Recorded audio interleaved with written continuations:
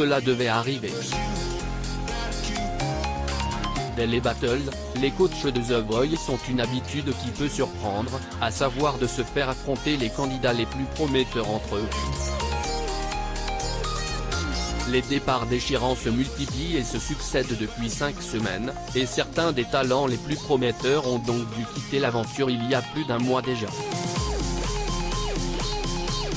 Les départs déchirants se multiplient et se succèdent depuis 5 semaines, et certains des talents les plus prometteurs ont donc dû quitter l'aventure il y a plus d'un mois déjà.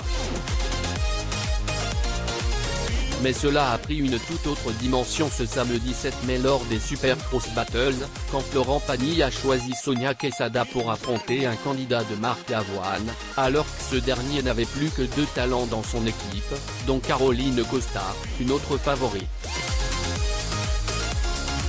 Marc Lavoine, à la stupeur de ses camarades, a alors choisi Caroline Costa pour ce duel, condamnant l'aventure de perdre assurément l'une de ses plus grandes voix avant même la demi-finale.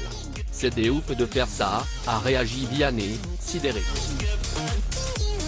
D'autant plus que pour avoir la garantie de conserver ses meilleurs candidats, il serait plus logique qu'un coach les désigne lorsqu'un autre juré a la main et qu'il a déjà choisi son candidat avant de le nommer comme adversaire. La battle, je m'y oppose. Elles doivent être toutes les deux à The Voice. T'as créé un monstre, a lancé Amel Bent à Florent Pagny après les 2 prestations exceptionnelles. C'est qui cette fille ? Avait-il réagi, n'en croyant pas ses oreilles.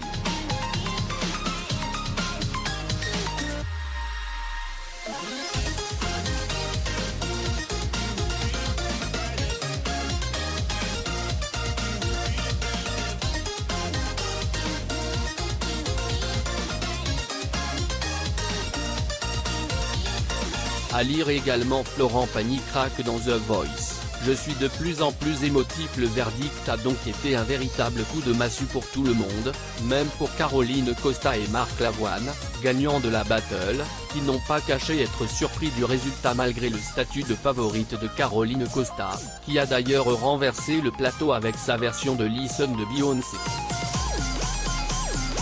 J'y croyais pas, a avoué Marc Lavoine, incrédule.